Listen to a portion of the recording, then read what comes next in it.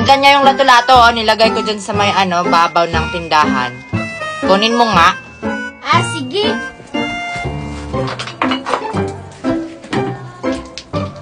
Oh, nakuha mo na. Mag-practice ka na dyan. May ginagawa pa ako dito. May kinukumpute pa ako sa mga utang nila. Sige, magpa-practice na lang ako dito mag-isa. Tatry ko kung marunong ba ako.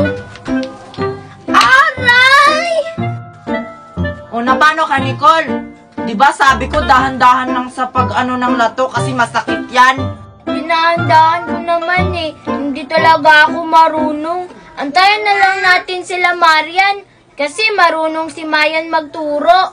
Mas mabuti pa, Nicole, antayin na lang natin sila Marian para naman may magturo sa atin ng lato-lato. Sige, antayin na lang natin sila Marian. Ang sakit pa naman na tamaan ng bola nito. Masakit talaga yan, Nicole.